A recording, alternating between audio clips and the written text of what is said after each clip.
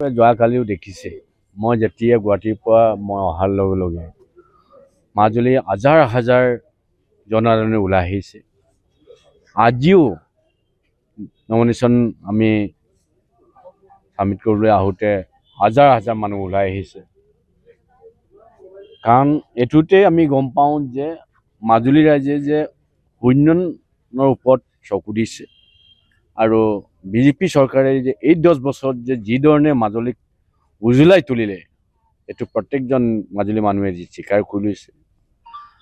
মই ভাবোঁ কাৰণ এতিয়াতো বিৰোধী দল বুলি মই আছে বুলি নাভাবোঁ। এটা কাৰণে বিৰোধী দল আছে বুলি নাভাবোঁ কাৰণ অসমতে দেখিছে আপোনালোকে যিবোৰ অসমীয়া তেজ থকা মানুহ সকলো এতিয়া আমাৰ দললৈ গুচি আহিছে। যিসকলে মিয়া তেজ আছে এইসকলে মাত্ৰ কংগ্ৰেছত আছে। আৰু এইবাৰতো ৰেকৰ্ড হ'ব অসমীয়া মানুহে যে একলগ হ'ব আৰু একলগ হৈ বিজেপি দলক এই ধৰণে অকলে ভোট দিব মইতো 100% বুলি ক'ব পাৰোঁ।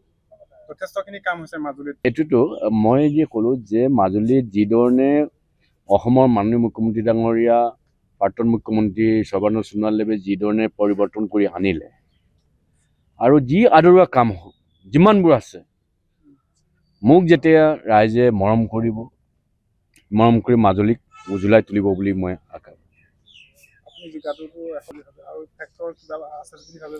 মই ফেক্টৰ আছে বুলি নাভাবোঁ। এটা কাৰণে মই অলপ আগতে ক'লোঁ যে ফেক্টৰ বুলি কেনেকৈ থাকিব, ইয়াততো অসমীয়া মানুহেই আছে চব মাজুলীত। যিহেতু অচিনাকি মানুহটো নাই, অচিনাকি মানুহ নাই যেতিয়া ইয়াত কংগ্ৰেছক ভোট নিদিয়ে। কাৰণ কংগ্ৰেছ চবেই জানে যে মিয়া দল বুলি, আমাৰ দলটো অসমীয়া দল বুলি জানে। অসমীয়া তেজ থকা মানুহ যেতিয়া মাজুলীত আছে সকলো 100% মই এইবাৰ ভোট পাই জিকিম বুলি ভাবিছোঁ। যিকোনো খবৰৰ বাবে যোগাযোগ কৰক আমাৰ এই নম্বৰত 9181 307 221।